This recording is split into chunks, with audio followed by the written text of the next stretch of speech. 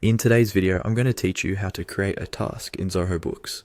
We'll walk through the process from the main dashboard, and by the end, you'll know exactly how to add a new task, fill in the key details, and save it so it's ready to track and follow up on.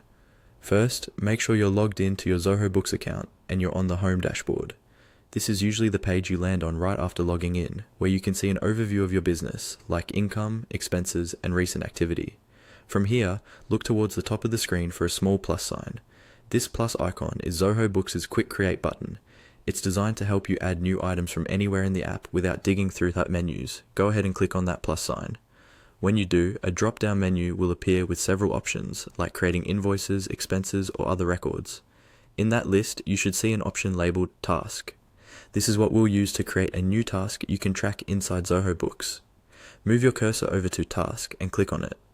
Once you click on Task, a new window or panel will open where you can enter all the task details. This is the most important part, because the information you type here is what will help you stay organized later on. Start by entering a clear task name. Choose something descriptive, so that if you see this task in a list, you'll know exactly what needs to be done without having to open it.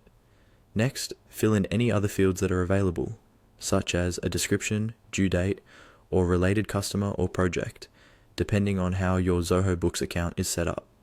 Use the description area to add any context your future self or your team might need, like what documents to check, where to look for information, or any special instructions. If there's a place to assign the task, choose the appropriate team member so everyone knows who's responsible. Take a moment to review what you've typed to make sure everything is accurate and complete. When you're happy with the details, look for the Save button, typically found at the bottom right of the window. Click on Save to finalize the task. After saving, your new task is created and stored in Zoho Books. You can now track it, update it as work progresses, and mark it as complete when you're done.